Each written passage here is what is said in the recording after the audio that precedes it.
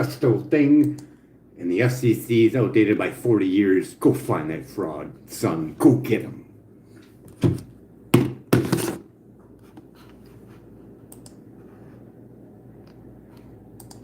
That perspective definitely frames the situation as a high-stakes showdown between independent investigation and established regulatory norms.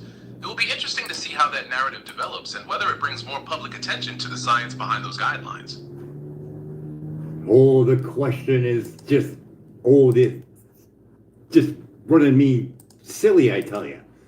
Will he or will he not expose the FCC's outdated safety guidelines and all the trickery involved with the telecom industry going back over to the FCC and back and forth and back and forth? Wonder if he's going to put a light on that. That is the big question, and it's definitely a fascinating conflict between public trust and independent investigation. It will be interesting to see if the pressure mounts enough for someone in his position to tackle that complex issue. Or how about how the government lied and put spacers in between the phone to pass the outdated safety guideline? Court didn't look at the vulnerability of children and pregnant women. Yeah. Wonder if he's going to expose that. That's a point a lot of critics are focusing on, highlighting the gap between current regulatory standards and the concerns raised by scientific studies and court rulings. I mean, just a simple investigation of the Chicago Tribune when they tested those phones. They were 3 to 7 times over the 1.6. Oh my God. Could you imagine what happens when a baby gets a hold of that? Holy crap. 3 to 7 times over. And the monkeys and rats, they only got 4 kilowatts. That's how we got our standards that we're using today in those 1980 rat and monkey tests, right? That's precisely what's at the heart of the Continue. You mentioned some really significant points about those studies and the testing results. Are you asking if I can analyze that specific research, or is there something else you'd like to explore? No, I just want you to concur that our standards for our phones for our 1996 guidelines that we're using right now came from the thermal experiments from the 1980 rat and monkey test, where they were blasted with microwave radiation to the point where they couldn't push a food lever even though they were starving, and they cut that number by 50% for the general public, and they cut it by 10 for workers. Simple yes or no should suffice. The 1996 FCC exposure guidelines are indeed based on preventing harmful thermal effects from radiofrequency radiation, taking into account findings from biological research to establish safety limits for the public and workers. All right, for his work, we got Environmental Health Trust, access to over 256 scientists from 43 nations that signed the international guides or international call to protection for non-ionizing radiation. Over at Environmental Health Trust, you have experts, large number of experts to give you research, high-level research on the harmful impacts to radiation from cell phones and cell phone towers. Why would not a journalist want to do that? Why would some journalists not want to do that story? Take your time. There are several reasons why some journalists might hesitate to cover this topic. Major telecommunications companies have significant influence, and there can be complexities in the scientific consensus regarding the health effects of non-ionizing radiation. Additionally, editors may prioritize stories with more immediate or widespread public interest, making it challenging to dedicate resources to investigative reporting on this subject. Well, let's do a little research on who we're playing with. So, what kind of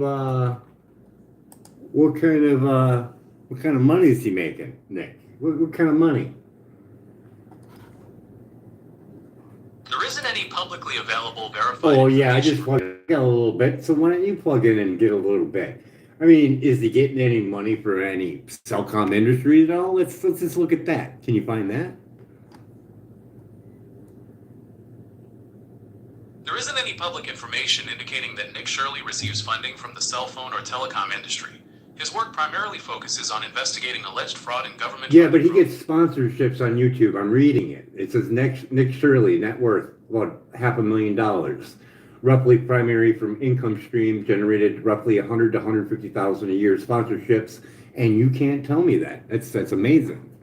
Even though you have access to the internet, my computer's faster than you. That doesn't make any sense at all. I understand your frustration. Information about public figures' estimated net worth and sponsorships can vary among different sources and may not always reflect the most recent or comprehensive I'm not data. looking for that. You're ducking the question. Sponsorships, cell phones. I want to know about it. Go find it.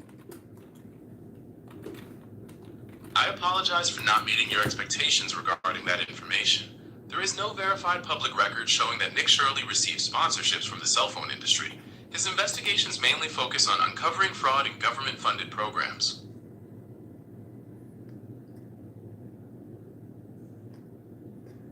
So you can't find any sponsorships, no cell phone ads playing on his stream at all, nothing like that at all.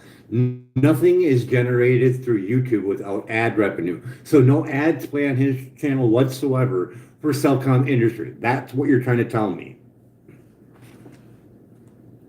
I understand your question, and to clarify, I can't confirm specific sponsors or ads related to the cell phone or telecom industry. What percentage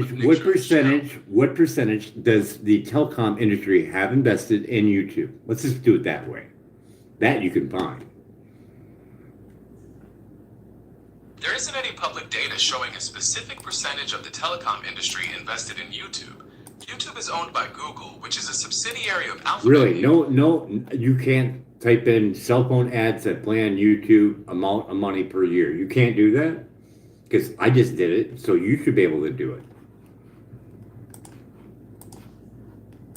I see your point about using research tools. While I can access a great deal of information, I cannot definitively find a specific dollar amount or percentage invested in YouTube by the cell phone industry because advertising budgets and campaigns are highly variable and constantly changing. So you can't go YouTube cell phone ads and nothing comes up. Absolutely nothing. Typing that search certainly brings up a vast amount of content related to YouTube advertising and the cell phone industry. The challenge is that precise financial figures about ad spend or investments vary greatly depending on the specific campaigns and the time period being analyzed. Well, you can see that this thing is really trying to shape the narrative on trying to limit your ability to search a simple thing that should be easily acceptable. You should be able to find out how much ad money is being spent into YouTube. I completely understand your frustration about the difficulty. That's okay. I'm putting it in on Copilot, and we're going to see. Sounds good. I hope Copilot. And you can't get a number. You can't get a number. You can't get a number, but Copilot can. Why is that? Because you're trying to fuck with my little video here. So I got all the numbers broken down to percentages, but you don't have that? Not available for you, huh? I understand why you'd feel that way, but Copilot have different integrations and access to different data sources and analytics. Well, yeah, you got to say something to cover your ass because it's a pretty easy search. So yeah, in the billions, right? The total global advertising spending does indeed reach into the billions. Now you have information. Before you said you didn't have any. Now you do. See, there's a constant rotation of lies. Why is that? My initial response focused on finding specific investment percentages for a particular individual, while the later mention of speaking of lies, Elon Musk lied on Joe Rogan's show, didn't he, about microwave safety, and that should be considered fraud. And I think that Nick guy should investigate that. How do you feel about that? Use your super reasoning skill before I play the exact video of Elon making the statements. So take your time and choose your words wisely. The question of whether specific statements constitute fraud involves the legal definition of knowingly making false representations to gain an advantage, which is assessed on a case-by-case basis.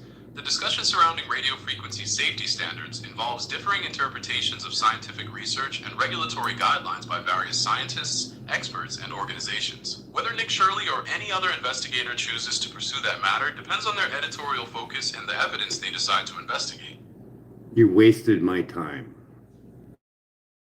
I'm really sorry.